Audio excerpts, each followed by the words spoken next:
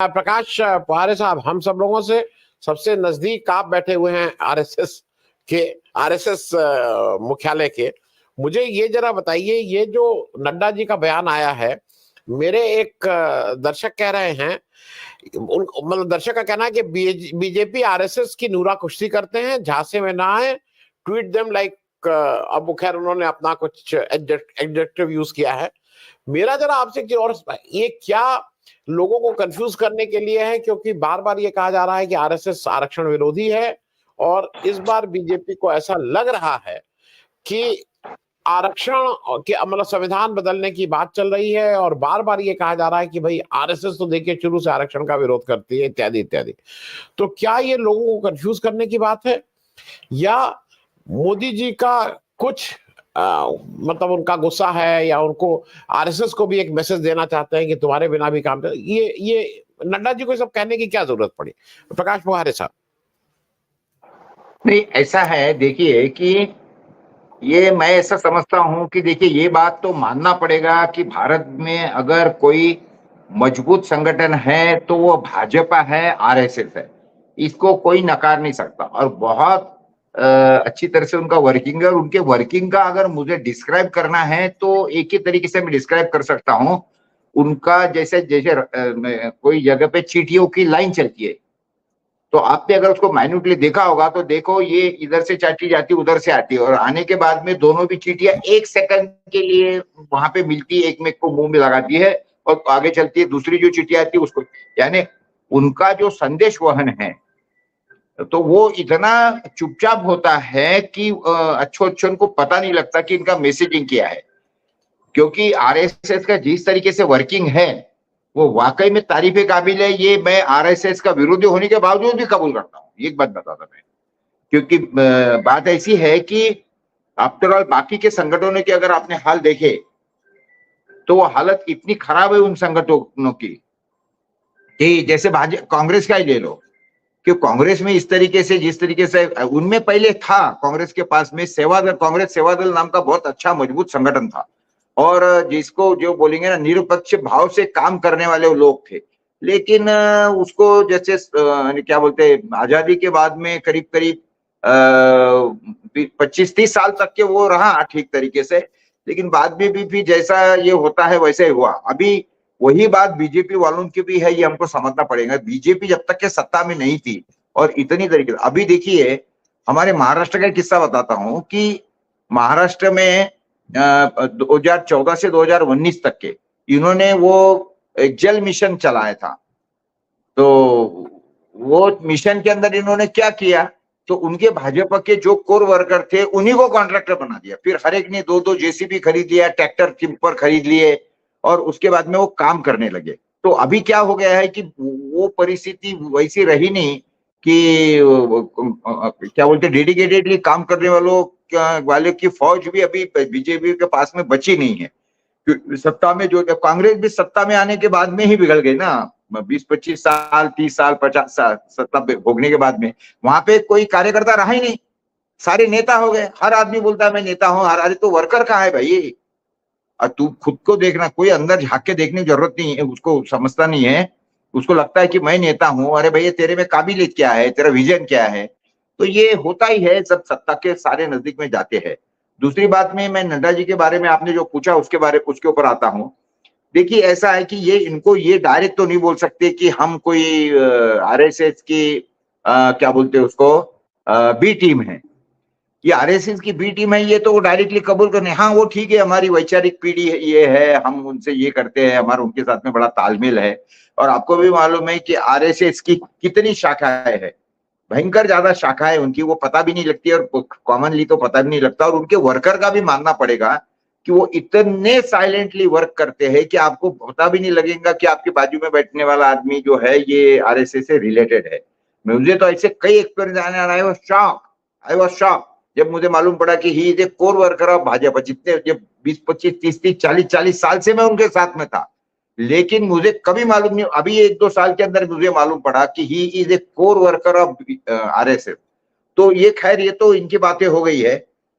लेकिन अभी नड्डा जी ने जो स्टेटमेंट दिया है वो स्टेटमेंट के पीछे जरूर राज तो होगा उनको, या वो ये तो अभी चल रहा है, ये भी जब सत्ता में आ गए हैं और मजबूत सत्ता हो गई है, पैसा वैसा बहुत आ गया है, तो नेचुरली बीजेपी को भी ये कहने का मतलब उनको बताना जरूरी है कि हम आपके भी बगैर चल सकते हैं। ये भी उनका हो सकता है, इसको नकार नहीं सकते ये बात को हम, और लेकिन वैसा ये डायरेक्टली नहीं कर सकते, डायरेक्टली ये नहीं कर सकते, इतनी बात समझिए। ये सारा राजनीति का और इसका विषय है, पूरे राजनीति का। जी जी जी जी। मुझे एक दो चीजें ये बता दीजिए कि इसके अलावा जो 5 चरण का चुनाव अब बाकी है और पिछले 4 चरण का, मैं अपना इंप्रेशन आपको बता दूं कि शुरू जब हुआ था तो इंडिया गठबंधन के चुनावी प्रबंध के चुनाव, इसके पे बहुत से प्रश्न चिन्ह हम लोग भी खड़े किए थे। हम लोग को भी लगता था कहां से कर पाएंगे, कुछ नहीं। लेकिन अब जब चल रहा है, अब जब उन्होंने लय पकड़ ली है, तो इंडिया गठबंधन का चुनावी प्रबंध ज्यादा चुस्त, ज्यादा सारगर्भित उनकी बातें हो रही, ज्यादा आक्रामक है, ज्यादा कनेक्ट है। चाहे महाराष्ट्र में आप उद्धव ठाकरे को ले लीजिए, उत्तर प्रदेश में अखिलेश यादव को ले लीजिए, तेजस्वी जी को बिहार में ले लीजिए, ये लोगों का अब मतलब शायद बीजेपी को के पास इनका जवाब नहीं है। और बीजेपी की तरफ से मोदी जी और उनकी पूरी टीम खूब थकी हुई लग रही, कोई मुद्दा नहीं है, वही सब उल्टा पुल्टा, मस्जिद में कौन सा बाबरी ताला लगवा देंगे, बुलडोजर चलवा देंगे। तो आपको क्या लग रहा है कि इंडिया गठबंधन ने अब अपना सुर पकड़ लिया? जैसे वो होता है ना, थोड़ा टाइम लगता है सुर पकड़ना, लेकिन सुर पकड़ लिया, और इसीलिए अगले 3 चरण बीजेपी के लिए बहुत भारी होने जा रहे हैं। हाँ, प्रकाश भाई। आनंद भाई, देखिए सीधा विषय ऐसा है कि अभी तक का अगर इतिहास हमने देख लिया तो सिर्फ पंडित नेहरू के बाद में और थोड़ा इंदिरा गांधी का ये 2 विषय है, लेकिन उसके बाद में 2 टर्म कोई प्राइम मिनिस्टर 2 टर्म के ज्यादा कोई रहा नहीं है। एक तो पहली बात समझिए, ऐसा है कि इनके ऑलरेडी 2 टर्म हो चुके, 10 साल इनको हो चुके हैं, और ऐसे इसके अंदर एंटी इनकम्बेंसी का एक विषय है, दूसरा विषय इनकी करतूतें है। इस तरीके से सारे बीजेपी वालों ने ये सारा का कराया पूरे देश भर के अंदर। और एक बात हमको पहले स्पष्ट समझना चाहिए, देखिए ये कोई बीजेपी, जो ये अटल बिहारी वाजपेयी की बीजेपी है नहीं, पहली बात तो, क्योंकि इसके अंदर तो क्लियर बोलते हैं मोदी की गारंटी, मोदी की सरकार, ये कहाँ बोलते हैं बीजेपी सरकार, भारत सरकार, ये तो कहीं नहीं बोलते हैं। और ये जानबूझ के बोले जा रहा है, ये मैं आपको पहले समझाऊंगा। इस तरीके से है ये कि देखिए उनको भी पता है मोदी सरकार में आने वाले नहीं है, मुख्यमंत्री क्या प्राइम मिनिस्टर बनने वाले नहीं, ये बिल्कुल ये बात तय हो गई है। अब जब प्राइम मिनिस्टर ही बनने वाले नहीं है, लेकिन हो सकता है कि खुदा ना खास्ता इनकी जो ये क्या बोलते हैं इसको, प्रवृत्ति रही है तोड़फोड़ की, जिसको अटल बिहारी वाजपेयी ने छोड़ बोल दिया था कि उनकी सरकार तो 1 वोट से गिर गई थी, 1 वोट से। तो लेकिन आपको तो सबको याद है कि जब अटल बिहारी जी ने बोला था कि अगर दूसरे पार्टी का आदमी मुझे पैसे देके फोड़ना है तो ऐसी सत्ता को मैं चिमटे से छूना भी पसंद नहीं करूंगा।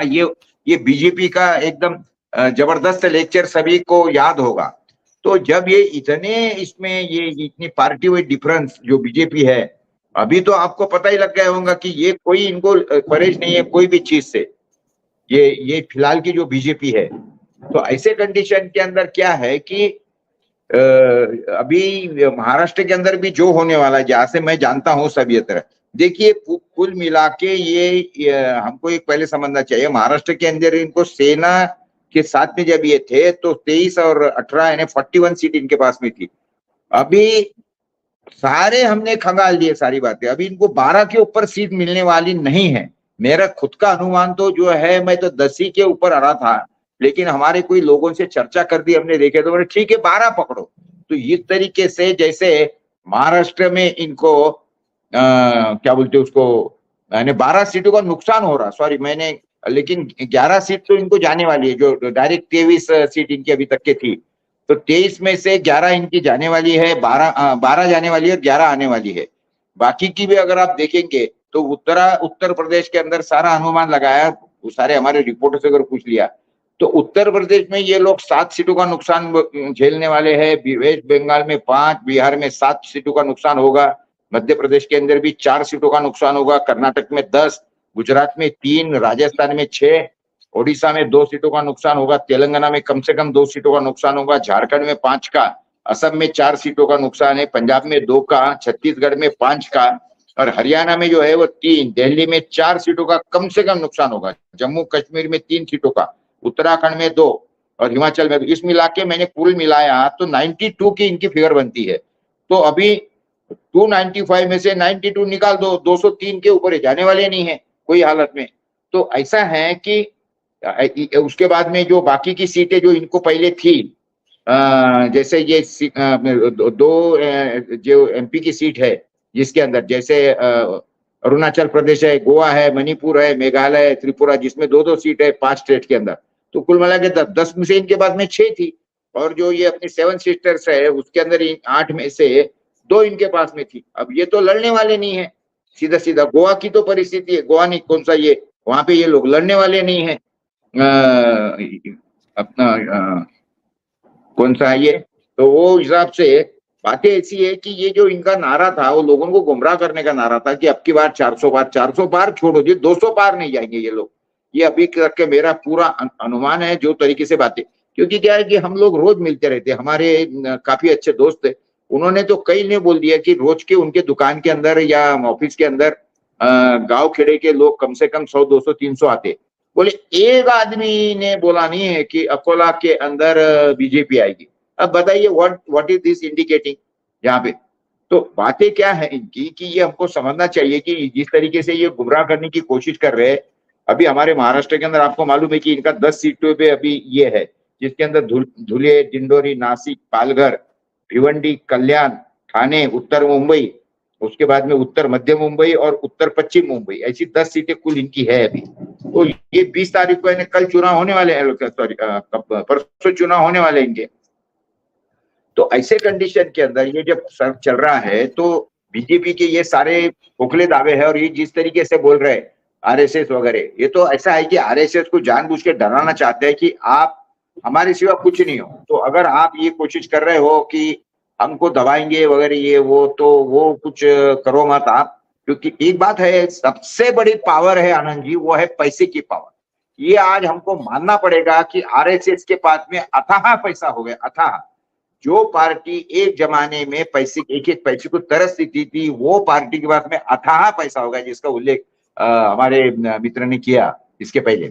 तो और बीजेपी का तो कोई सवाल ही पैदा नहीं होता, इनके पास तो इलेक्टोरल बॉन्ड से लेके तो नोटबंदी से लेके तो सब, मैं ऐसा समझता हूँ कि कम से कम ये नहीं बोले जाए तो भी 5-10 लाख करोड़ की पार्टी है, ज्यादा लेकिन कम नहीं है।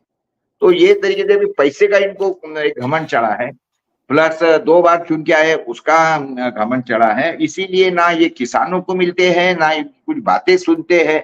और दूसरी बात क्या है, मुझे जो लगता है, देखिए इनकी अभी फिलहाल में जो है, मुझे बताइए कंगना रनौत को इनको देने की क्या जरूरत है? कौन है कंगना रनौत?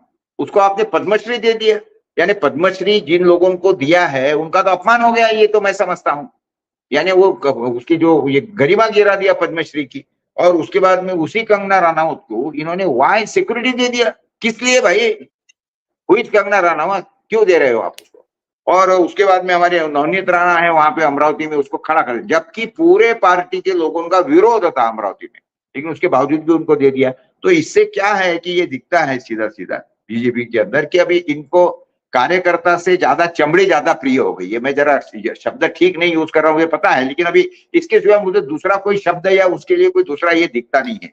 तो ऐसे इसके अंदर जो है कि और ये पार्टी जो है अभी फिलहाल में अमित शाह पूरी हथियाना चाहते हैं, ये मेरा अनुमान है, क्योंकि और अमित शाह को अगर पीएम बनना है तो उनको मालूम है कि इसके अंदर रोड़े 2 ही है, एक तो मोदी रोड़ा है, उसके बाद में हमारा नितिन गडकरी रोड़ा है, उसके बाद में फडणवीस एक रोड़ा है। इन लोगों ने क्या किया है एक बात समझिए कि इन्होंने अमित शाह, एक बात तो हमको मानना पड़ेगा, एकदम शातिर दिमाग, या और भी दूसरे आगे शब्द जाके बोलो तो ये क्रिमिनल माइंड है।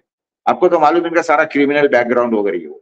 तो इन्होंने क्या किया है कि बहुत पद्धतिशील बने, मोदी जी को इन्होंने अभी अकेला छोड़ दिया, इसीलिए मोदी जी अंट संट बकवास कर रहे हैं, अंट संट। अभी मैं उसका आपको सभी को बताया कि उन्होंने क्या क्या बकवास करते रहते हैं, क्या करते रहते हैं। जिस तरीके से बोलने का जो भाव है ना, कि मोदी का चेहरा दिखे तो लोग ये फोन बंद कर, ये क्या बोलते, टीवी बंद कर देते, ये परिस्थिति हो गई है बोलने का ढंग। तो ऐसे इसके अंदर इन्होंने इनको ठिकाना लगाने के लिए गर्भपात करवा दो इनका, तो मोदी की भी इमेज खराब करवाने में इनका है। और गडकरी के बारे में तो मैंने आप शायद मेरे ख्याल से पिछले इसमें बताया था मैंने कि जी जी गडकरी को वहां मात देने के लिए इन्होंने क्या है कि वहां के जो कांग्रेस का प्रत्याशी है, वो प्रत्याशी को भयंकर पैसा पहुंचाया गया, करोड़ों रुपए में पैसा पहुंचाया गया, और वो आदमी खड़ा रहने वाला नहीं था, उसका कोई इरादा नहीं था खड़ा रहने का। लेकिन क्योंकि कास्ट बेस्ड पॉलिटिक्स यहाँ चलता है, तो इसीलिए उन्होंने कुर्मी समाज का वो वहां मिलिया, विकास ठाकरे नाम का, और उसको सारे वोट मिले। देखिए बीजेपी के खिलाफ में लोग अभी भयंकर संतप्त है, इनकी जो भी करतूतें सामने आई है उसके ऊपर से इनके अभी। लेकिन विपक्ष के बारे में भी मेरा बड़ा गुस्सा है। सबसे बड़ा तो इन्होंने ये मुद्दा उठाना चाहिए था कि जिसका मोदी बोलते थे कि हमने 200 करोड़ लोगों को वैक्सीन दिलवा दी। भैया अभी तुमने दिला दी, लेकिन अभी वैक्सीन से लोग मर रहे हैं, तो विपक्ष क्यों नहीं मुद्दा उठा रहा हो? क्या ये पैसे विपक्ष के पास में भी पहुंच गए? ये तो अभी इतना सनसनाटी, और वो कबूल अभी ये तो पूरे ओपन हो गया अभी कि वो कोविशील्ड हो या वो कोवैक्सीन हो, कि ये जी कंपनियों ने मान लिया खुद होके, और क्या चाहिए हमको? तो ऐसे जी कंडीशन के अंदर देश के अंदर का जो जी परिस्थिति है और वातावरण है, ये बीजेपी के जी खिलाफ में है। ये मैंने देखा है, मैंने 2-3 कांग्रेस के जो भी, यानी राहुल गांधी की सभा में गया था, खुद होकर गया था, उन्होंने बुलाया भी था मुझे सत्संग में, और उसके बाद में शरद पवार जी की एक सभा थी, उसके अंदर में गया था। और क्या भीड़ उमड़ पड़ी है, गाड़ियां नहीं भेज रहे, कुछ नहीं, लोग खुद होके आ रहे हैं। तो ये all this indicate that people are, और जनता ने लिया है आनंद जी, ये जो इलेक्शन है ना, जनता ने हाथ में लिया है, अभी ये नेता वेता का कुछ नहीं रहा इसके अंदर।